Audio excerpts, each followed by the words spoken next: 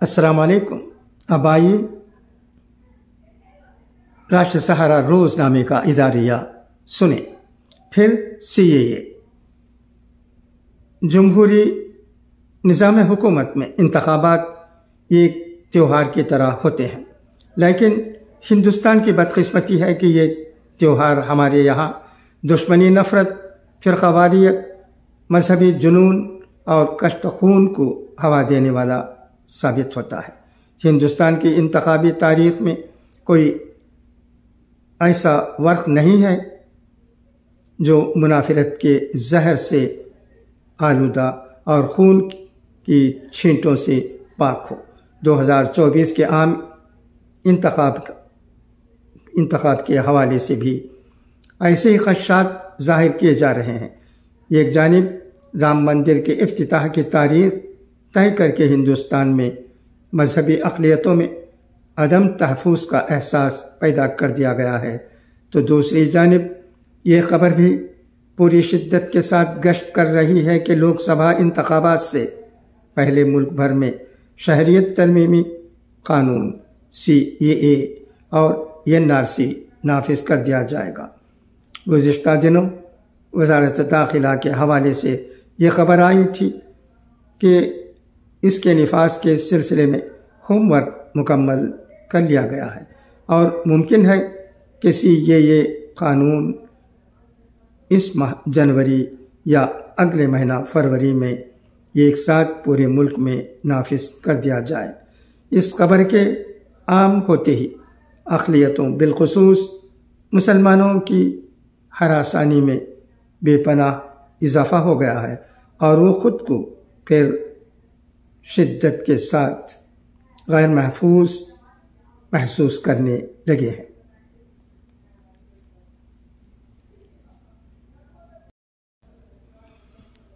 شہریت ترمیمی بل 11 ستمبر 2019 کو پارلیمنٹ سے منظور ہوا تھا۔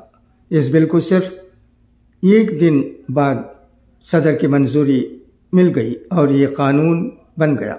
اس قانون کے ذریعے مذہبی ظلم و ستم کی وجہ سے پڑوسی ممالک، زیادہ تر اسلامی ممالک جیسے پاکستان، بنگلہ دیش اور افغانستان سے ہندوستان آنے والے ہندو، سکھ، جین، بدھ، پارسی اور عیسائی مذہب کے لوگ ہندوستانی شہریت کے حقدار ہوں گے۔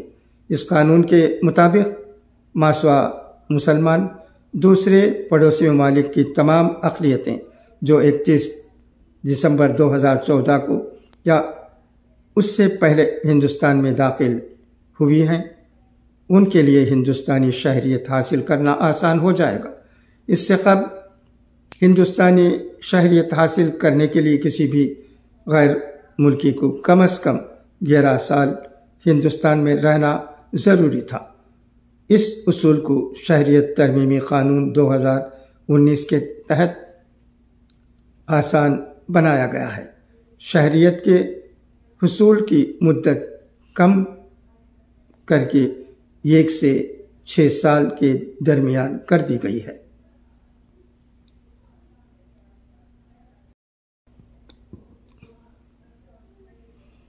اس قانون کی وجہ سے گزشتہ 4 برسوں کے دوران ملک میں خوف کا ماحول پیدا ہوا اور لوگوں نے جا بجا احتجاج بھی کیے۔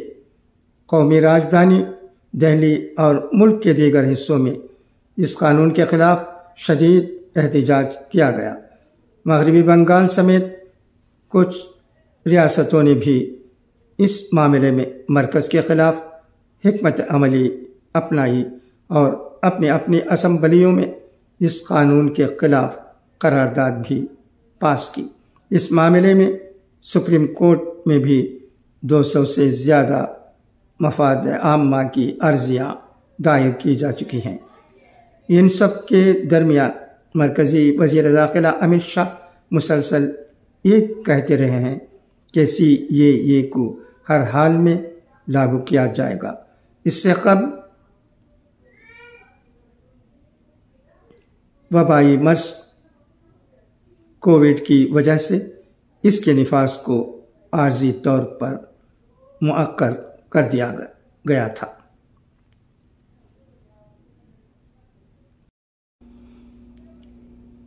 لیکن اب 2024 کے عام انتخابات سے قبل ایک بار پھر اس کے نفاذ کی بات کہی جا رہی ہے۔ یہ دراصل اقلیتوں بالخصوص مسلمانوں کے خلاف نفرت کو شدید بناتے ہوئے ووٹوں کا پولرائزیشن اور انتخابی جیت کی سیاسی حکمت عملی ہے، جس کا آغاز ممکن ہے مغربی بنگال سے ہو، کیونکہ یہاں کی متوا برادری کو بی جے پی ہندوستانی شہریت دینے کا خواب گزشتہ کئی انتخابات سے دکھا رہی ہے۔ بنگلہ دیش سے مغربی بنگال آئے متوا برادری کے لوگ طویل عرصے سے سی اے اے کے نفاذ کا مطالبہ کر رہے ہیں، جن کی آبادی تقریباً 30 لاکھ ہے۔ یہ وہ ہندو پناہ گزین ہیں جو ملک کی تقسیم کے دوران اور بعد میں پڑوسی ملک بنگلہ دیش سے آئے تھے۔ سی اے اے کے تحت ان کے لیے شہریت حاصل کرنے کا راستہ صاف ہو جائے گا اور بی جے پی کو بھی اس کا فائدہ ہوگا۔ 2019 کے لوک سبھا انتخابات میں بھی بی جے پی کو اسی شہریت ترمیمی قانون کا فائدہ ملا تھا۔ اس نے مغربی بنگال میں متوا برادری کی اکثریت والے اضلاع ندیا شمالی اور جنوبی 24 پرگنا سے نصف درجن سیٹوں سمیت کل 19 سیٹیں حاصل کی تھی۔ اس متوا برادری سے آنے والے مرکزی وزیر مملکت ٹھاکر ہیں، جو ہر جلسے میں سی اے اے کے نفاذ کی بات کر کے ایک طرف متوا برادری کو ورغلاتے رہتے ہیں تو دوسری جانب مسلم اقلیتوں کو شہریت چھن جانے کا خوف دلاتے ہیں۔ حالیہ دنوں مرکزی وزیر داخلہ اپنے بنگال دورہ میں بھی متوا رہنماؤں سے مل کر سی اے اے کے نفاذ کی یقین دہانی کرا چکے ہیں۔ ان حالات میں اس خدشہ سے انکار نہیں کیا جا سکتا ہے کہ 2024 کے عام انتخابات میں بی جے پی مسلمانوں کے خلاف منافرت پھیلا کر اور انہیں ہراساں کر کے جیتنے کی سازش کر رہی ہے، اور یہ سازش یہیں تک محدود نہیں رہے گی بلکہ اس کے بٹن سے فتنہ و فساد اور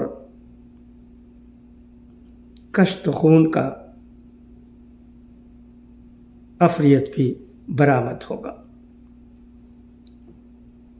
اس ادارے کے بارے میں آپ کیا سمجھتے ہیں؟ کیا سی اے اے نافذ ہونا چاہیے یا نہیں؟ اگر نہیں تو کیوں؟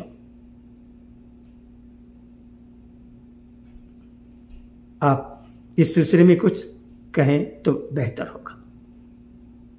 اچھا، تو اب اجازت، انشاءاللہ پھر ملاقات ہوگی۔ خدا حافظ، فی امان اللہ۔